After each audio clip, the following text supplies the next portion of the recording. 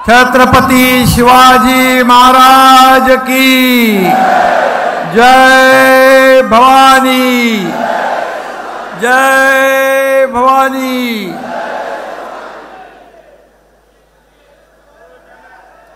हिंदू हृदय सम्राट बाळासाहेब ठाकरे यांचा, धर्मवीर आनंद दिघे साहेबांचा आणि तुमच्या सगळ्यांचा, कारण आपण 7 जागा जिंकलोय ना, त्यामुळे तुमच्या सगळ्यांचं अभिनंदन।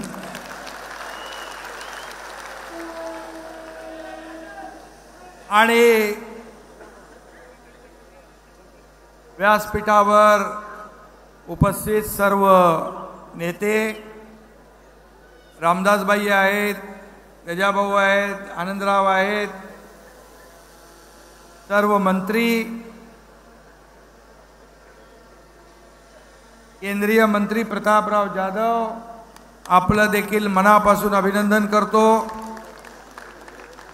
7 खासदारांचं अभिनंदन आणि स्वागत आपण केले। सर्व खासदार, आमदार, आपले सर्व नेते, उपनेते, जिल्ह्याचे प्रमुख, व्यासपीठावरील सर्व सन्माननीय मान्यवर, उपसभापती आपल्या नीलमताई आहेत, महिला आघाडी आणि हे संपूर्ण सभागृह खचाखच भरलंय, कुठे मुंगी शिरायला जागा नाही। हा भगवा सागर इथे आपल्याला पाहायला मिळतोय। आणि जमलेले सर्व शिवसैनिक बांधव, भगिनी, माता आणि पत्रकार मित्रांनो, बाळासाहेबांनी स्थापन केलेल्या शिवसेनेचा आज 58वा वर्धापन दिन आहे। मराठी माणसाच्या न्याय हक्कासाठी शिवसेना प्रमुखांनी खऱ्या अर्थाने शिवसेना सुरू केली, स्थापन केली, त्याचा 58वा वाढदिवस। खरं म्हणजे या वर्धापन दिनाच्या निमित्ताने आपल्याला मी शुभेच्छा देत असताना माझ्या मनामध्ये एक वेगळी भावना, वेगळा आनंद आहे। कारण खऱ्या अर्थाने 1966 साली आज शिवसेना त्या काळी बाळासाहेबांनी स्थापन केली आणि खऱ्या अर्थाने मग मराठी माणूस, त्याला न्याय हक्क, त्याला नोकऱ्या, हे सगळं करत असताना शिवसेनेची व्यापक भूमिका वाढत गेली। शिवसेना पूर्ण देशभरामध्ये आपली एका हिंदुत्वाचा पुरस्कार आणि गौरव करणारी संघटना म्हणून लोकप्रिय झाली। आणि आज शिवसेना वर्धापन दिन आहे। शिवसेना वाढली ठाण्यात, शिवसेना वाढली कोकणात, शिवसेना वाढली संभाजीनगरमध्ये, शिवसेना वाढली महाराष्ट्रामध्ये। आणि हे सर्व शिवसेनेचे बालेकिल्ले आहेत। आणि आपण हे बालेकिल्ले आज अबाधित राखले। कोणी म्हणाला ठाणे पडेल, कल्याण पडेल, महाराष्ट्रामध्ये आज आपण पाहिलं ठाणे, कल्याण 2-2 लाखापेक्षा जास्तीच्या मताधिक्याने आपण जिंकलं।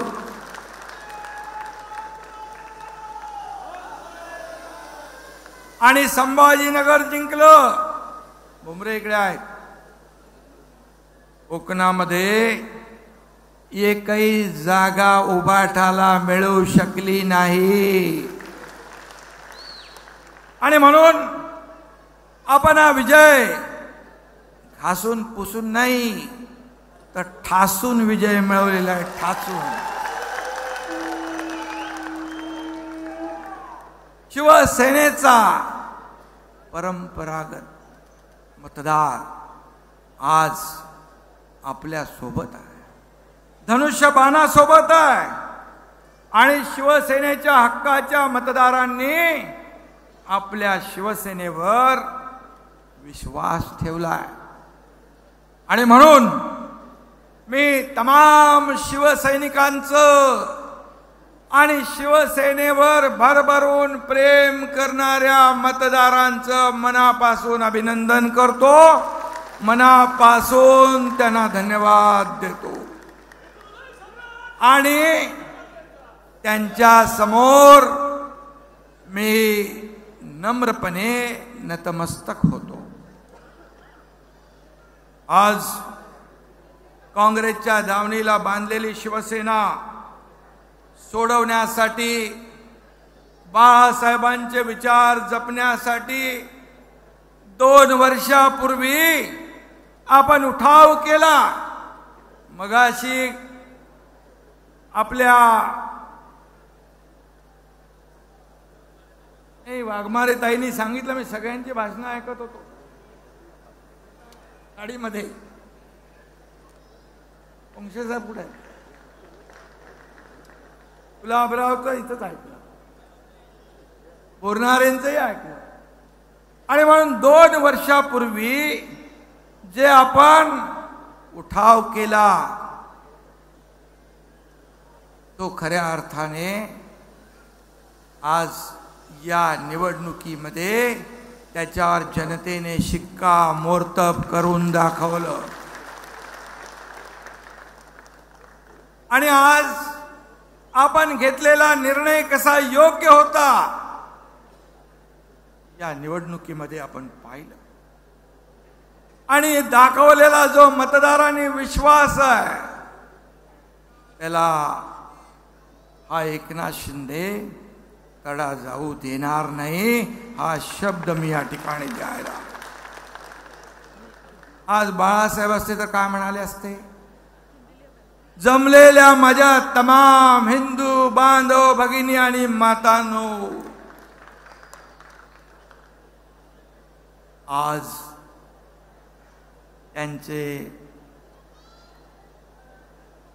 त्यांचा वारसा सांगणारे त्यांना हिंदू म्हणून घेण्याची लाज वाटू लागली आहे. हिंदुत्वाची ॲलर्जी आलेली आहे. शिवतीर्थावर भाषण करताना देखील सगळी इंडिया अलायन्स होती, पण तमाम हिंदू बांधव भगिनी म्हणाले नाही. परंतु आज पण शिवसेनेच्या मेळाव्यामध्ये वर्धापन दिनामध्ये तमाम हिंदू बांधव भगिनी मातानं बोलण्याचं धाडस त्यांनी केलं नाही.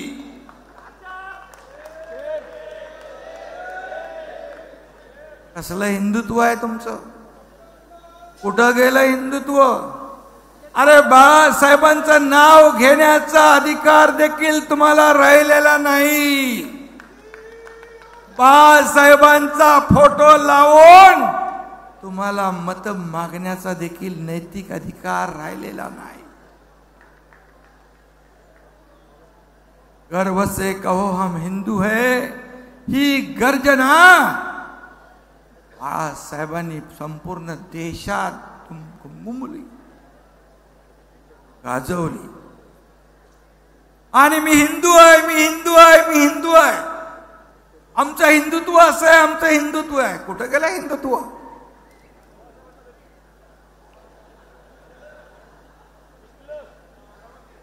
आणि म्हणून धनुष्यबाण पेलण्याची हिम्मत आणि ताकद मनगटात लागते.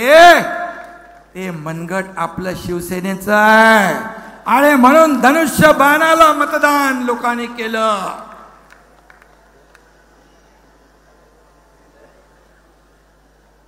आणि एवढी कसली लाचारी मतांसाठी? बाळासाहेबांच्या विचारांना तुम्ही तिलांजली दिली, बाळासाहेबांचे विचार तुम्ही पायदळी तुडवले. आज आपण लोकसभेच्या 7 जागा जिंकलो. रामदास भाई, आपण आणखी 3-4 जागा नक्की जिंकलो असतो. या जागा 5 जागा. माझा विश्वास होता, आत्मविश्वास होता. पण आपण का जागा हारलो ते आपल्या सगळ्यांना माहीत आहे. मी त्याच्यामध्ये जाऊ इच्छित नाही. मी गेलात, आता आपली महायुती अधिक मजबूत करायची आहे. मागचं सगळं विसरून ही महायुती ताकदीने आपल्याला पुढे न्यायची आहे. कारण या महायुतीमध्ये मी या राज्याचा मुख्यमंत्री आहे. त्यामुळे माझी जबाबदारी सगळ्यात जास्त आहे. आणि म्हणून ती जबाबदारी मी प्रामाणिकपणे आपल्या सगळ्यांच्या साथीने आणि साक्षीने पार पाडेन असा विश्वास मी आपल्याला आहे.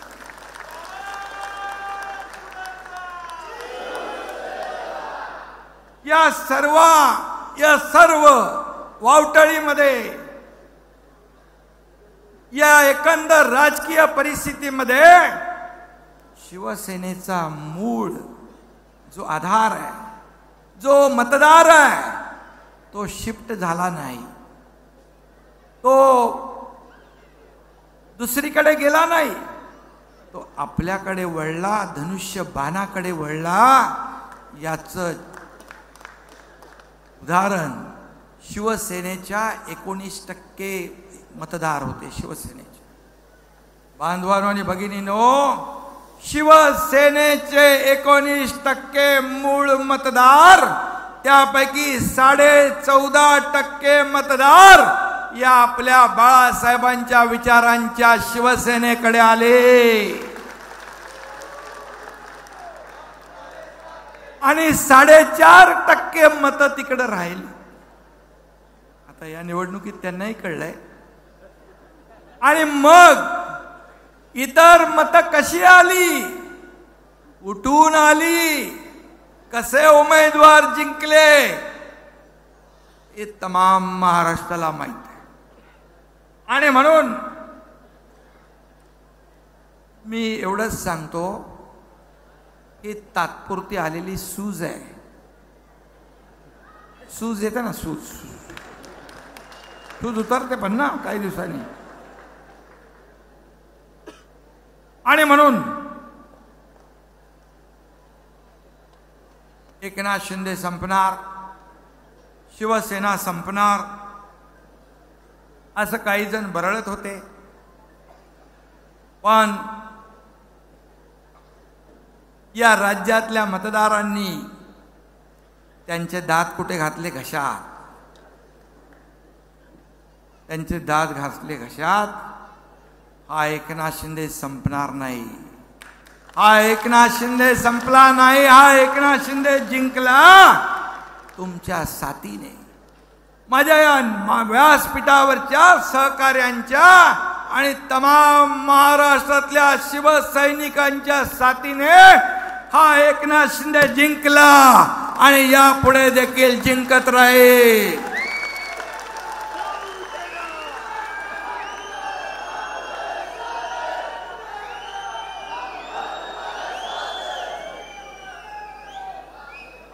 अरे हा एकनाथ शिंदे बाळासाहेबांचा सच्चा कार्यकर्ता आहे.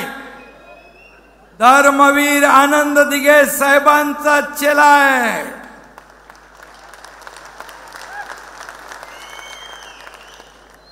आणि तुमचं आणि या महाराष्ट्रातल्या जनतेचं प्रेम माझ्यावर आहे. आणि जोपर्यंत हे प्रेम माझ्या सोबत आहे तोपर्यंत एकनाथ शिंदे घाबरणार नाही. एकनाथ शिंदे तर कधीच घाबरला नाही. जे नको नको ते धाडस जे आयुष्यामध्ये या देशात कुणी केलं नाही त्या एकनाथ शिंदेने करून दाखवलंय. त्यामुळे भीती आणि डर हे माझ्या रक्तात नाही, माझ्या शब्दकोशात नाही. राजकीय पंडित काय सांगत होते? 1-2 जागा येतील आणि आजचं जाईल. बरेच मस्के पुढे गेले, ते पण टेन्शन मध्ये होते. अरे ठाणे हा एकनाथ शिंदे आणि दिघे साहेबांचा बालेकिल्ला आहे.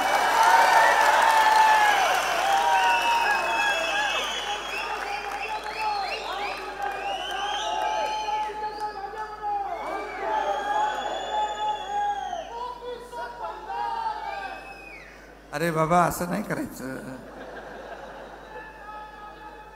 आता आणि म्हणून आणि कल्याणमध्ये तर मी गेलोच नाही. एकदा फक्त गेलो. अरे बाबा मला एकदा येऊ दे. श्रीकांत म्हणतो तुम्ही बाकी सगळ्या मतदारसंघात फिरा, इकडे मी बघतो. खरं आहे, श्रीकांत शिंदेबद्दल मी एवढंच सांगेन, पहिल्या वेळेस 2014ला तो जेव्हा उभा होता, उमेदवार म्हणून त्याला कोणी ओळखतच नव्हतं. स्टेजवर तो फिरत होता ती नियोजन बघायला. राजनाथ सिंग साहेबांची सभा होती, तो पोलीस आयुक्त का DCP होते. हे पोरगा कोण फिरतोय? मी बोला अरे तो उमेदवार आहे. एकनाथ शिंदे यांचा मुलगा श्रीकांत शिंदे उभा आहे असं 2014ला त्याचा प्रचार झाला. पण 2014 नंतर 5 वर्षात आणि पुढच्या आणखी 5 वर्षात श्रीकांत शिंदे यांनी त्यांची कामाच्या जोरावर ओळख निर्माण केली.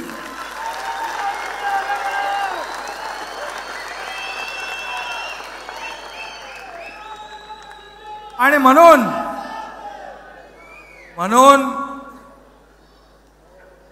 मी तिकडे जास्त वेळ न देता देखील त्यांनी चांगलं मताधिक्य घेतलं. अरे 4 लाखापर्यंत गेला होता, पण एक पेटी आली, त्याचा लीड 1.5 लाखाने खास कमी झाला.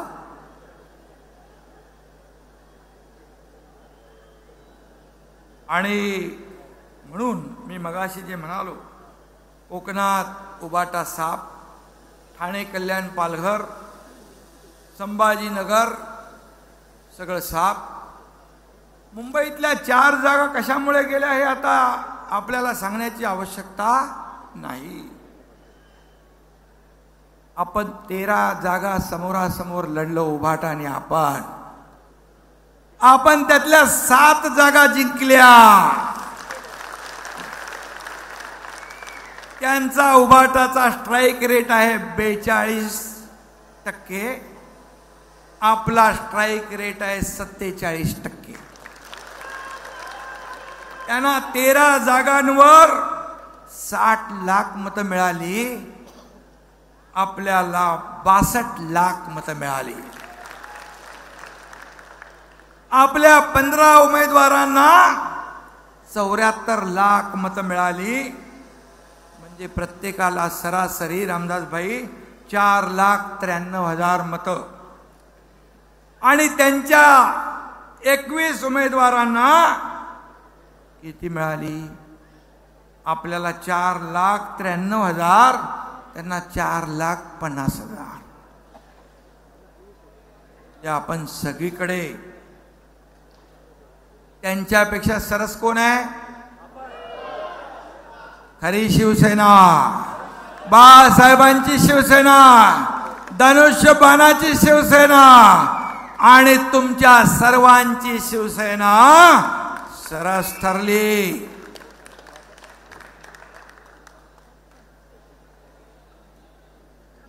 आणि त्यामुळे कोण जिंकलं आणि कोण हरलं हे स्पष्ट आहे. खरी शिवसेना कुणाची आहे याचा निकाल या निवडणुकीमध्ये जनतेनेच दिलेला आहे. आता आपण जनतेच्या कोर्टात गेलो होतो. तुम्हाला मी आठवण करून देतो, यापूर्वी झालेल्या ग्रामपंचायतीच्या निवडणुकीमध्ये आपल्याला लोकांनी ट्रेलर दाखवला होता, सगळ्यात जास्त जागा महायुतीच्या निवडून आल्या आणि आपल्या जागा शिवसेनेच्या 2200 आल्या होते, सरपंच 2200. आणि उभाटा तेव्हा किती नंबरला गेला ते माहीतच नाही पडलं. 5व्या का 6व्या? 7व्या. अजून एक नंबर. त्यामुळे आता खरी शिवसेना, आणि दुसरं मी सांगत नाही कोण आहे हे सांगण्याची आवश्यकता नाही. आणि म्हणून वर्धापन दिन साजरा करण्याचा अधिकार हा तुमचा आणि आमचाच आहे. आता त्यांना दुसरं काहीतरी नाव ठेवायला पाहिजे. काय उभाटा आहे वाटतं का बसा संघटना. काँग्रेस 328 जागा लढवून फक्त 99 जागा जिंकले. काटावर पण पास नाही झाले. पण एवढा उन्माद, जसं काय देशामध्ये काँग्रेसचं सरकार आलं, इंडिया अलायन्सचं सरकार आलं, इथे 12 जागांवर हरलेली उभाटा जीत का जश्न मना रही है. आता हेच लावायला लागेल ना भाषा. जीत का जश्न मना रही है. गिरे तो भी टांग ऊपर, ही मन लागू होते ना.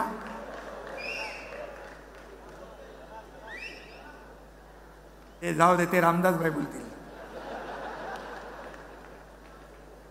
दूधखुळ पोरगही सांगेल, उभाटा काँग्रेसच्या वोट बँकेमुळे जिंकलेली आहे.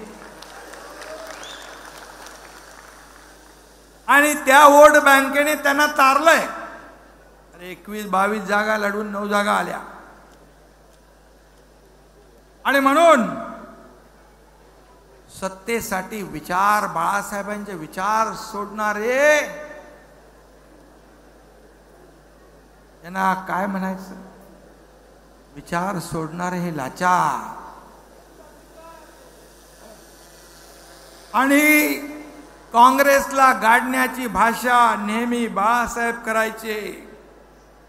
या काँग्रेसने बाळासाहेबांच्या मतदानाचा अधिकार काढून घेतला होता. आज काँग्रेसला मतदान करताना उभाटाचे हात थरथरले कसे नाही. ज्या बाळासाहेबांचा मतदानाचा अधिकार काढून घेतला त्या काँग्रेसला मी मतदान करणार हे अभिमानाने सांगणारे बाळासाहेबांचे विचारांचे वारस कसे होऊ शकतात. आणि म्हणून बाळासाहेबांच्या आत्म्याला किती वेदना होत असतील. आणि म्हणून आणखी काय बोलायचं त्यांच्याबद्दल. दक्षिण मुंबईमध्ये यामिनीताईंचा पराभव झाला. भायखळा, मुंबादेवी या ठिकाणच्या मतदानाची आकडेवारी मी तुम्हाला मुद्दाम इथं सांगतोय. Polling station number 25 Mohammad Umar road, आपल्याला किती मतं मिळाली? 4. त्यांना किती मिळाली? 542. बूथ नंबर 202 मिर्झा गालिब मार्ग, त्यांना मिळाली 797. आपल्याला किती मिळाली? 5. इथल्या 33 पोलिंग स्टेशनवर आपल्याला फक्त 187 मतं, त्यांना 17,816 मतं. देवीची हीच परिस्थिती आहे. सिंगल डिजिट मध्ये आपल्याला मतदान आणि त्यांना आपल्याला 241, त्यांना 20,045. आता तुम्हाला कळलं कशाच्या जीवावर ते जिंकले, कुणाच्या मतांवर जिंकले. आणि राहुल शेवाळ्यांचं पण असंच आहे. राहुल शेवाळे 2-3 मतदारसंघात पुढे आले आणि गोवंडी आणि ट्रॉम्बे, धारावी इथं लीड गेला त्यांचा सगळा. ते एवढी अणुशक्ती नगर. मी त्यांना विचारत होतो काय परिस्थिती, बोले काही प्रॉब्लेम नाही, सगळं ठीक आहे. त्यांनाही माहित नव्हतं की काय चाललंय आतून. 1% मत आपल्याला आणि 99% मत त्यांना. हे कसलं आणि कुठलं मतदान, कुठल्याही मतांची टक्केवारी. इथे कुठला मोबाईल फोन लावून ईव्हीएम हॅक केलं होतं त्यांनी, सांगा बरं. 99% मत तुम्हाला. ही लोकशाही कुठली? आम्ही घ्यायचं का ईव्हीएम वर संशय? तुम्ही कुठला OTP टाकून ईव्हीएम हॅक केला होता ते? तुम्ही जिंकला म्हणजे ईव्हीएम चांगलं, तुम्ही हरला म्हणजे ईव्हीएम वाईट. अरे ईव्हीएम हॅक करता आला तर वयामिनी त्यानी शेवाळे दोघंही जिंकले असते ना. आपल्या रवींद्र वायकर यांचा विजय त्यांच्या फार जिवारी लागलेला आहे. बघा,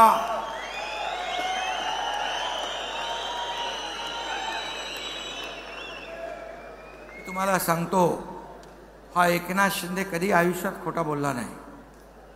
जिंकलो तर जिंकलो, हरलो तर हरलो. पण आम्ही जिंकलेला असताना, रवींद्र वायकर यांना हरवण्याचं काम करत असताना मी एकनाथ शिंदे का डोळे फक्त बघत राहू? मी डोळे बंद करून?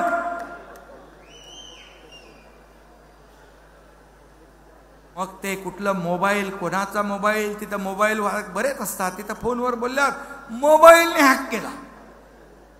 अरे जिकडे तुम्ही जिंकले तिकडे चांगली आहे ईव्हीएम.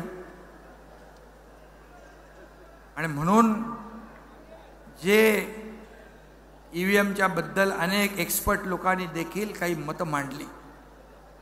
रवींद्र वायकर यांचा विजय पूर्णपणे जनतेचा विजय, तुमच्या मेहनतीचा विजय, मेरिटवर मिळालेला विजय आहे. कुठेही जा, कधी जा, पण विजय हा जनतेने दिलेला विजय आहे. खऱ्या शिवसेनेचा विजय आहे. नियतीने बघा,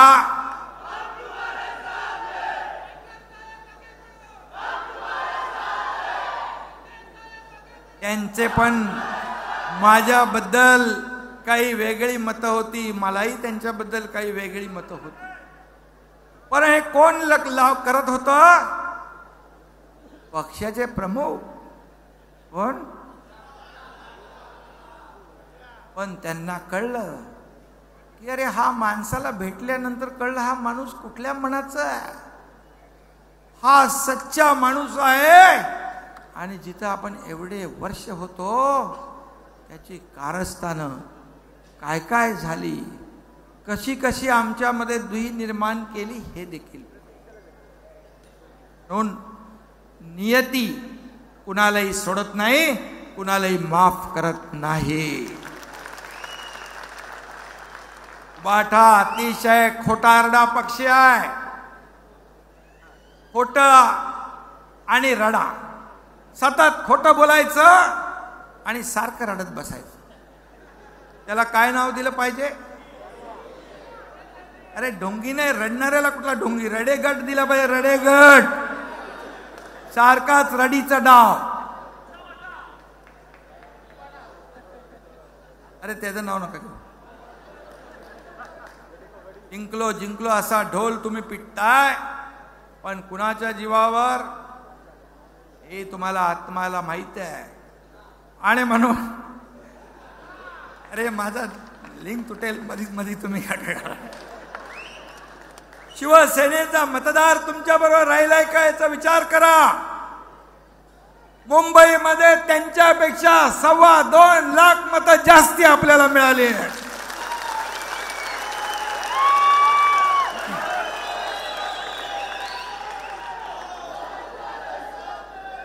उबाटाच्या मिरवणुका आपण पाहिल्या? उबाटाच्या मिरवणुका पाहिल्या का?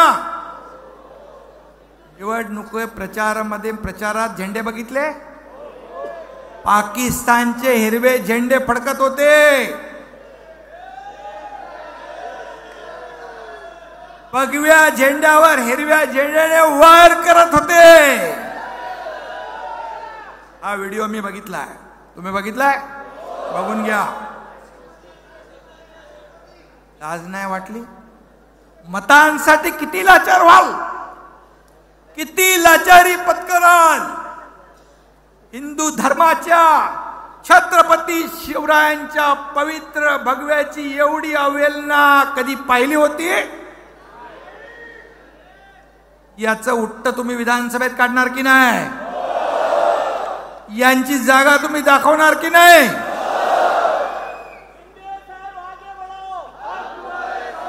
इक्बाल मुसा सारखे दुश्मन, या देशाचे बॉम्बस्फोट मधले आरोपी यांच्या प्रचारात होते. त्याची दुसरी खबर काय होती? कोण तो बॉम्बस्फोटातला आरोपी? याकूब मेमन. त्याचं उदात्तीकरण तुम्ही केलं. त्याचे कार्यकर्ते तुमच्या ऑफिसमध्ये फिरत होते. मतांसाठी पाकिस्तानच्या कसाबला तुम्ही डोक्यावर घेतलं आणि तुम्ही म्हणू लागलात काय आपले ते साळसकर, कामटे आणि ओंबळे, करकरे, एक गोळी, कसाबच्या गोळीने ते शहीद झाले की नाही याच्यावर शंका उत्पन्न करता? अरे ज्या ओंबळेंनी कसाबला AK-47 सकट पकडला, अख्ख्या गोळ्या पोटात घेतल्या पण कसाबला सोडलं नाही, त्याच्यावर, या शहीदावर तुम्ही प्रश्नचिन्ह निर्माण करताय.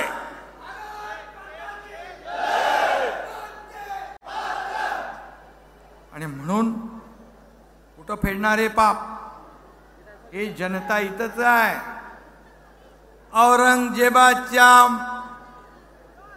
औरंगजेबाचे गोडवे गाणाऱ्यांच्या मांडीला मांडी लावून तुम्ही बसताय. ज्या छत्रपती धर्मवीर संभाजी महाराजांना हलाल करून मारलं, डोळे काढले, अंगाची सालटी सोडली, गरम शिगांचा वापर केला, जीभ छाटली, त्या औरंगजेब त्याची वाहवा करणाऱ्यांच्या बरोबर बसतात. लाज वाटत नाही? थोडी जनाची नाही तर मनाची तरी बाळासाहेबांचा तरी विचार करायचा.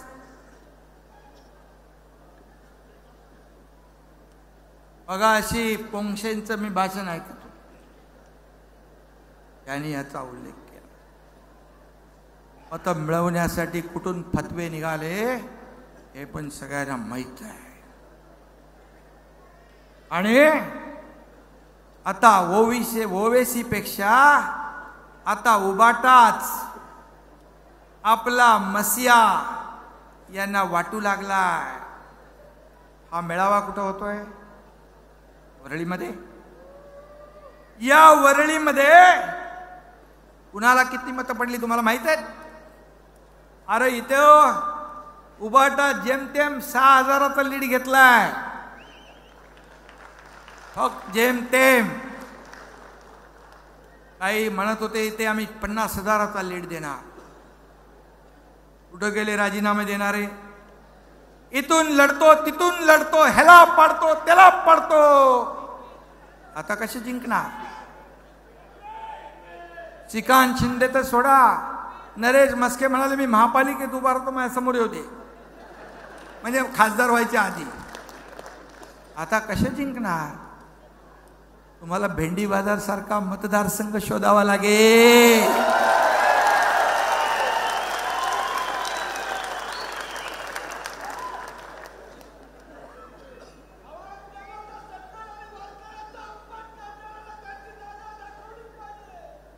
आता ती दाखवा, तुमच्या हातात आहे.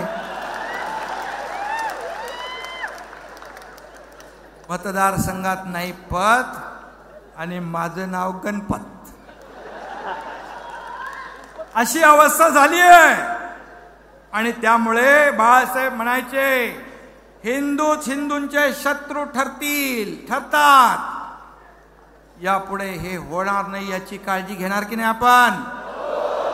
यापुढे असं घडणार नाही याची काळजी घेण्याची आवश्यकता आहे. आणि हे मुंबईला आणि या देशाला देखील न परवडणार आहे. आणि म्हणून वेळी सावध व्हा. अल्पसंख्याक समाजाच्या विरोधामध्ये बाळासाहेब कधीच नव्हते, आम्ही नव्हतो. नाही, रामदासबाईंनी देखील सांगितलं, किती कार्यकर्ते आपल्या अल्पसंख्याक समाजाचे आहेत, अधिकारी आहे, मंत्री आहे. परंतु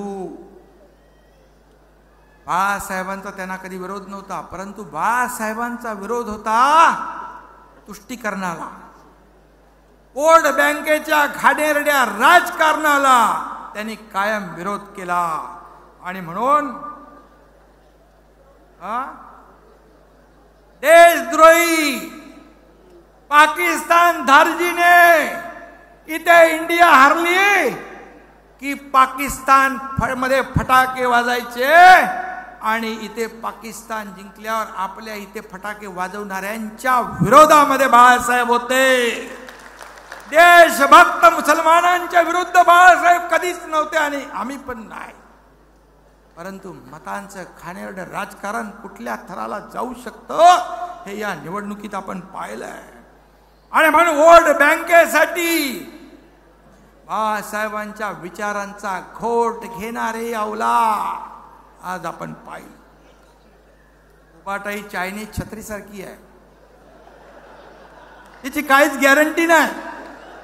आज इधर कल उधर तो परसों और किधर इधर. सत्तेसाठी ते काय पण करू शकतात.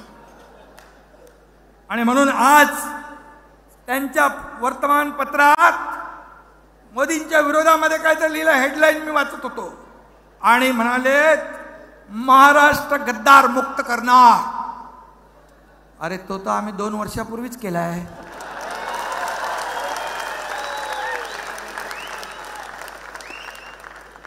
दोन वर्षापूर्वीच केला ना. अरे शिवसेना भाजप युतीची सरकार यायला पाहिजे. कोणाचं आलं? बाळासाहेबाचं आणि मोदी साहेबाचा फोटो लावून मतं मागितली, हिंदुत्वाचा प्रचार केला. या जनतेला वाटलं महाराष्ट्रातल्या शिवसेना भाजपचं सरकार येईल. आलं कुणाचं? मग बाळासाहेबांच्या विचारांची गद्दारी कोणी केली? महाराष्ट्रातल्या जनतेच्या विश्वासाला तडा कोणी दिला? मग गद्दार कोण? मग 2022ला मी केलं ते बरोबर केलं?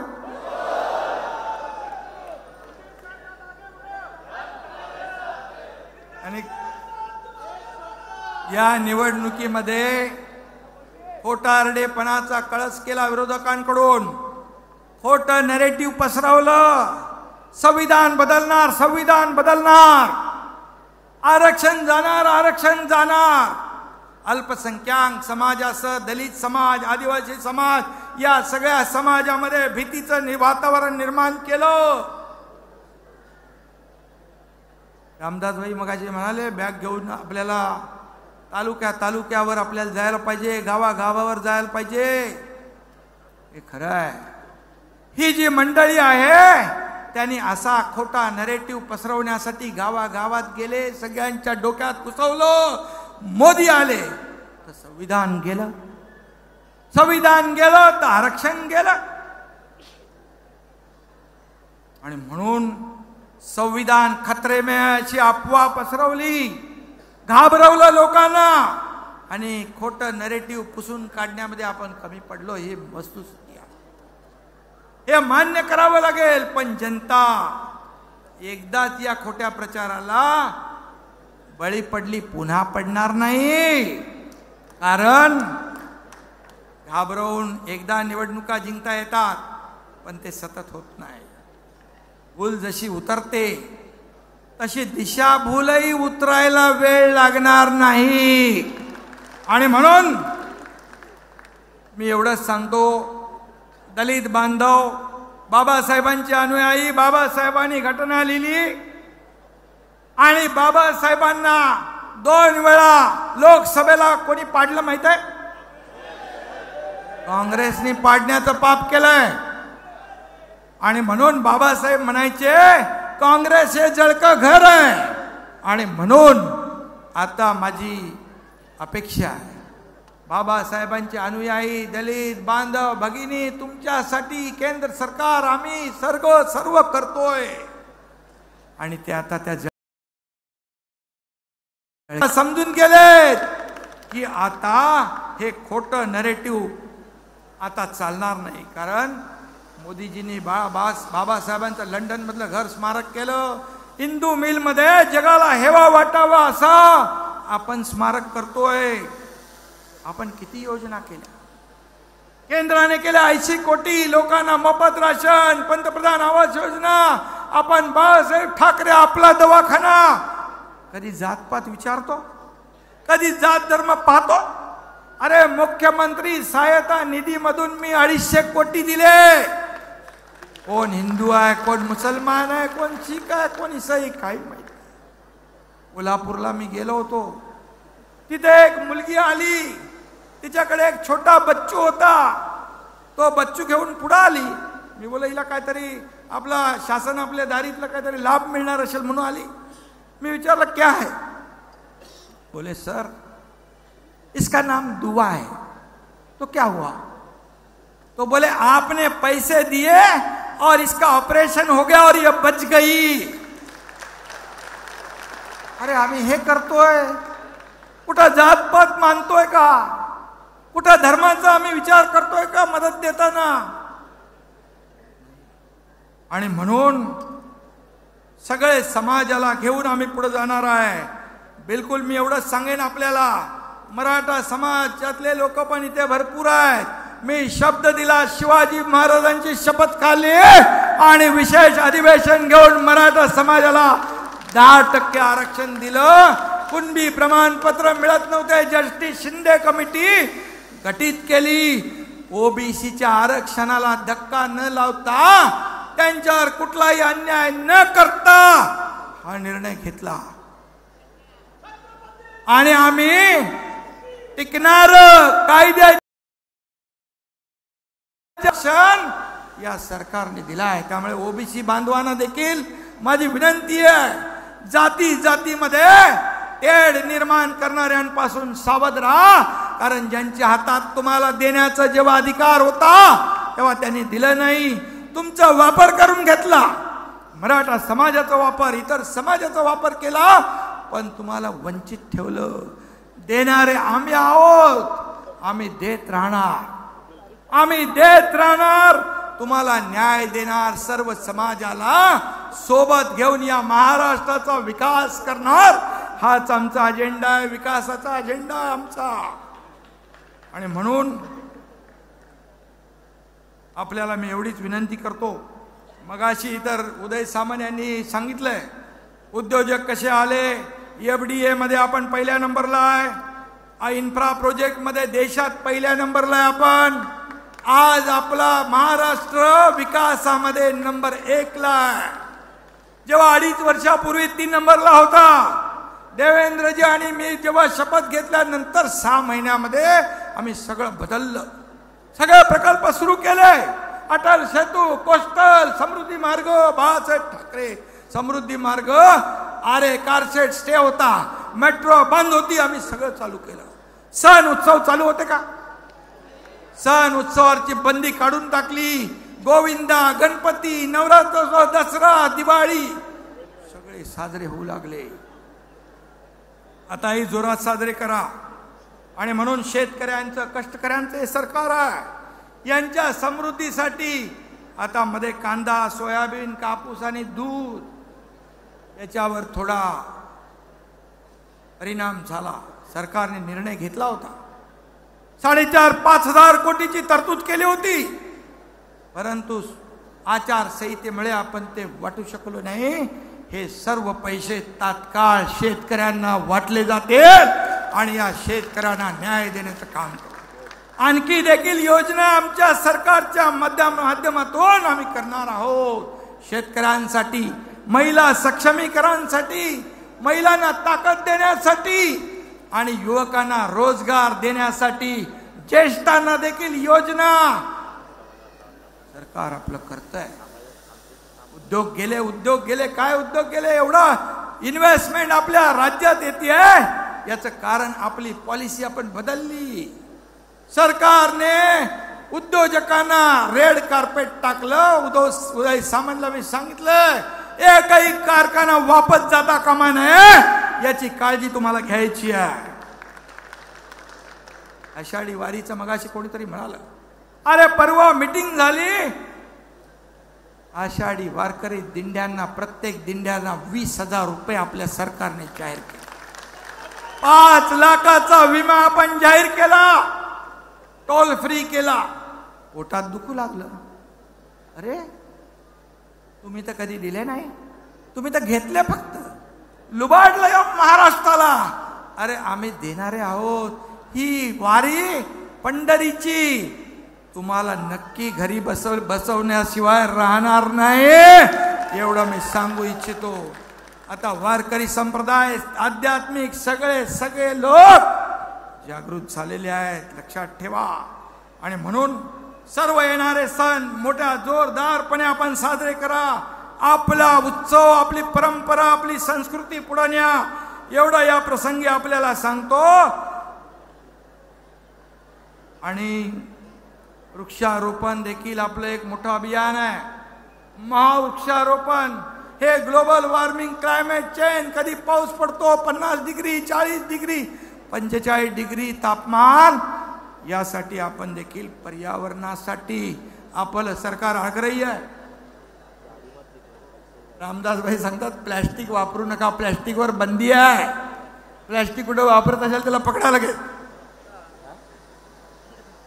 आपण भाई वृक्षारोपणाबरोबर बांबूची देखील लागवड करतो.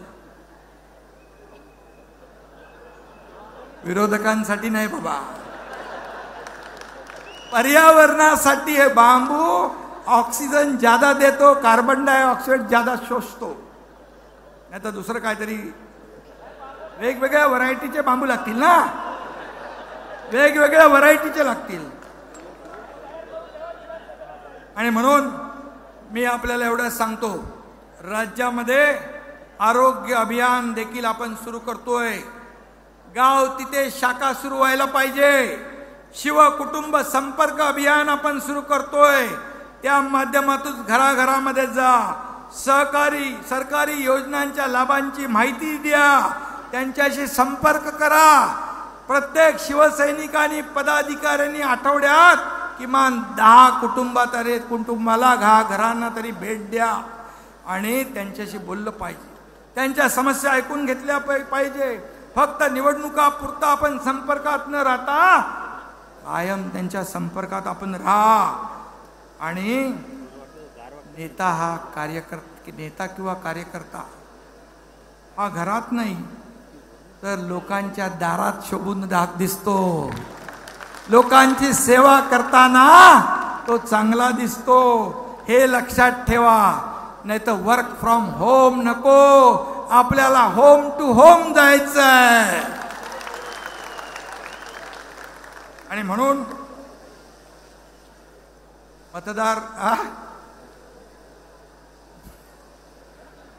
मतदार यादीत नावं कमी झालेली आहे, ती शोधा लगेच, ताबडतोब ती नावं टाकून द्या. काही लोकांनी फोटो दिले नाही म्हणून नावं कापलेली आहेत, ती नावं पुन्हा नोंदवा. नवीन मतदार नोंदणीची मोहीम सुरू आहे, त्याच्यात आपण लक्ष द्या. विशिष्ट ठिकाणी मतांचा टक्का वाढतोय, पण आपल्या मतांचा टक्का कमी का होतोय याचा देखील विचार आपण करा. आणि हा धोका लक्षात घेऊन आपला मतांचा टक्का वाढवा. आपण बेसावध राहिलो, आपण जिंकणारच आहोत या भ्रमामध्ये राहिलो, पण ही चूक पुन्हा करता कामा नये. आणि म्हणून मतदार संघ न्याय आपण कुठे कमी पडलो, आपण कुठे चुकलो याचं आत्मपरीक्षण करा, अभ्यास करा आणि त्यानुसार आत्ताच आपल्याला स्ट्रॅटेजी ठरवण्याची आवश्यकता आहे. मला आता रामदासबाई मगाशी मलाही बोलले आणि जाहीर भाषणातही बोलले. आणि म्हणून 2 वर्षात आपल्या सरकारने केलेली कामं लोकांपर्यंत पोचवा. 10 वर्षात मोदीजींनी केलेली कामं लोकांपर्यंत पोचवा. विरोधकांच्या खोट्या प्रचाराची दुर्गंधी ताबडतोब पसरते. आपल्या विकासाचा सुगंध आणि आपल्या विकासाची कामं तुम्हालाच पोचवावी लागतील, आपल्यालाच पोचवावी लागतील, दुसरा कोणी येणार नाही. आज आषाढीच्यावर टीका करताय. आपण योजना केली, स्वागत करायचं सोडून त्याच्यावर टीका करतायत. आणि म्हणून खोटं बोला पण रेटून बोला. ही गोबेलचे बाप रोज सकाळी उठतात आणि खोटं बोलतात. यांचं खंडन केलं पाहिजे. आपण वस्तुस्थिती लोकांसमोर आणली पाहिजे. हे असं नाही, हे असं आहे. तरच विधानसभेत आपण मोठ्या प्रमाणामध्ये यश मिळवू शकतो. त्यांचा खोटारडेपणा खोडून काढा. आणि म्हणून मी आपल्याला एवढंच सांगतो, जंग जंग पछाडलं. मोदी द्वेषाने सगळे एकत्र आले. काय झालं? मोदी हटाव, मोदी हटाव, मोदी हटाव. मोदी तो हटाने, मोदी हटाओ हटाओ म्हणणारे मोदी हटाने वाले तो हट गए, मोदी जी तो बैठ गए. अब क्या करेंगे? आणि म्हणून मोदींना तुम्ही रोखू शकले नाही. काही लोक म्हणाले तडीपार करा, पण तुम्हाला सत्तेपासून या देशातल्या जनतेने तडीपार केलंय हे विसरू नका. आणि म्हणून हे डबल इंजिनचं सरकार आहे. 2 वर्षात डबल इंजिन सरकारने काम केले. आता केंद्रात एनडीएचं सरकार आहे आणि राज्यामध्ये देखील आपलं महायुतीचं सरकार आल्याशिवाय राहणार नाही. काळ्या दगडावरची भगवी रेगा. पुढच्या 5 वर्षात या विकासाला बुलेटचं इंजिन लागल्याशिवाय राहणार नाही. या वेगाने आपण काम करू. आणि म्हणून एवढंच सांगतो, यांना आता थोडा काहीतरी जमाल घोटा द्यायला पाहिजे की नाही. यांची सूज जी आहे, सूज आलेली जनता उतरवेल की नाही. आणि म्हणून यांना हिंदुत्वाचा झेंडू बाम आहे ना, तो लावायची वेळ आलेली आहे. झेंडू बाम माहित आहे ना. त्यासाठी आपल्याला प्रचंड मेहनत करायची आहे. त्यासाठी आपल्याला आज निर्धार करायचा आहे. आपला निर्धार आहे शिवसेना मजबूत करण्याचा. आपला निर्धार आहे शिवसेनेचा विचार जपण्याचा, बाळासाहेबांचे विचार जपण्याचा, हिंदुत्वाची शान राखण्याचा. आणि आपला निर्धार आहे राज्याच्या प्रगतीचा आणि समृद्धीचा. आणि आपला निर्धार आहे विरोधकांना चारी मुंड्या चित करण्याचा.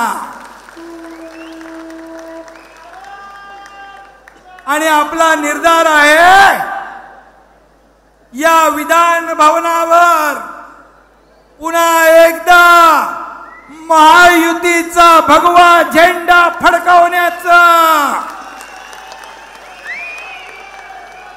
आणि म्हणून आगामी निवडणुकांमध्ये विजय मिळवल्याशिवाय स्वस्थ बसणार नाही अशी शपथ आज आपण घेऊया. घेणार? सगळ्यांनी शपथ घ्या. या विजयासाठी आजपासून आपण कामाला लागूया. आता आपला एकच नारा, ग्राम सभा ते विधानसभा. धन्यवाद. जय हिंद, जय महाराष्ट्र. साहेबांना विनंती आहे की आपण